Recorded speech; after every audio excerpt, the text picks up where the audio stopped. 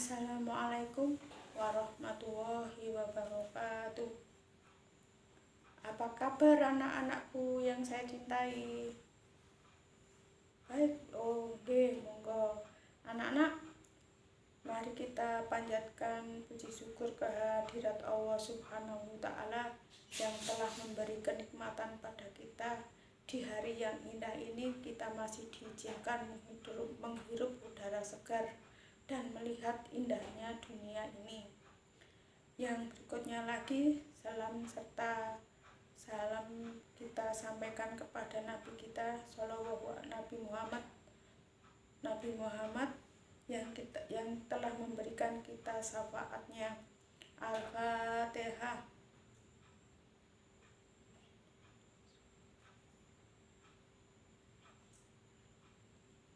Amin. Anak-anak, di hari ini yang indah ini kita belajar bersama dengan tema unsur pembangun cerpen. Dari SD sampai dengan besok kita perguruan tinggi, kita tidak akan lepas dari belajar bahasa Indonesia yang sering sekali kita gunakan untuk berkomunikasi dengan orang lain yang sesuai dengan Indonesia. Anak-anak, dari cerpen yang biasa kita dengar hubungannya dengan unsur cerita itu ada dua, yaitu unsur ekstrinsik dan unsur intrinsik. Di dalam unsur intrinsik itu mempunyai 5 teman, yaitu yang biasa Bu Sati sebut adalah tatsa, tema, alur, tokoh, setting atau latar. Yang kelima adalah amanat.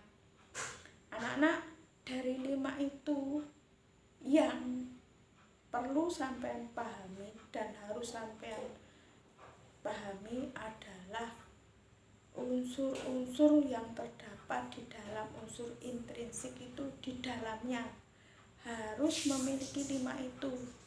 Sependek-pendeknya cerita harus memiliki unsur 5 atau unsur intrinsik karya sastra. Nomor 1 tema, alur, tokoh, setting, dan amanat. Kalau tema dan tokoh itu tema dan amanat perlu pemahaman tersendiri dan wajib membaca ceritanya itu. Kenapa? Untuk mengetahui unsur 5 itu.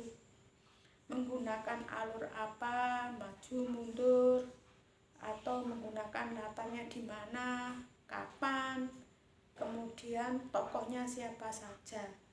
Di dalam 2 atau 3 di dalamnya itu adalah tokoh. Tokoh itu ada 3 sebutan, yaitu tokoh protagonis, antagonis, dan tritagonis. Yang memiliki fisik biasanya tampil wajahnya ganteng, perbuatannya baik, kemudian disukai para tokoh yang lain adalah protagonis. Kalau antagonis biasanya wajahnya welek, jelek, perilakunya juga jelek. Yang terakhir adalah tritagonis, itu tokoh yang selalu membuat kebaikan atau mengajak kita berbuat baik dan menyelesaikan suatu masalah. Anak-anak, yang berikutnya lagi yaitu latar. Latar itu juga mempunyai 3 saudara. Latar atau setting, latar suasana, latar waktu, dan latar tempat. Yang mempunyai arti lagi yang 2 yaitu latar suasana. Ada 2 suasana. Suasana hati yang dimiliki para tokoh, senang, susah, dan sebagainya. Dan alam lingkungan, suasana lingkungan yang berada di para toko itu bagaimana, menyejukkan, atau panas, gerah, dan seterusnya. Lah yang berikutnya lagi adalah alur. Alur itu jalan cerita yang berada di dalam unsur cerita juga. Alur mundur, alur maju, dan alur campuran. Nah, anak-anak, dari cerita ini saya mempunyai cerita sedikit. Judulnya apa? Bangun Kesiangan. Bangun kesiangan seseorang anak yang baru masuk SMP kelas 1. Zaman dulu tidak ada kendaraan, jarang sekali yang mempunyai kendaraan. Punya sepeda ontel pun sudah dikatakan sugih atau kaya. Nah, waktu itu anaknya kecil, bajunya kebesaran, digunakan untuk berangkat sekolah. Hari pertama harus ada upacara bendera. Sementara bangunnya kesiangan, gupuh, bangunnya kesiangan, cepat mandi sampai di perjalanan. Ibunya sudah menyiapkan, le sarapan le. Nah, di situ. Kebetulan nasinya panas. Anaknya sudah mengambil nasi, ibunya sini pasti anak SMA. Dengan cepat kilat berangkat sekolah. Sampai di perjalanan, kebetulan rumahnya di desa, melewati jalan yang kanan kirinya ada sawahnya. Dari sana ada seseorang yang sedang mengembala kerbau.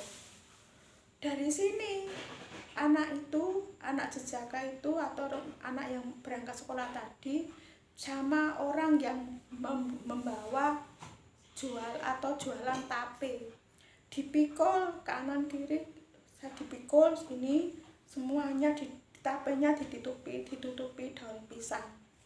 Dari sana sudah ketemu dengan kerbau. Kerbau itu merasa dia kebetulan mungkin lapar. Bakolnya tape tadi disundang. Kemudian tapenya hilang atau jatuh, ambiar semua daunnya. Terus setelah itu bapak yang membawa tape tadi jatuh, pingsan. Yang ada saya dengan Pak yang mempunyai kerbau itu tadi. Saya nggak bisa menolong apa, teriak, tolong. Tidak lama kemudian, istrinya datang sambil mengepasi bapaknya tadi, Pak,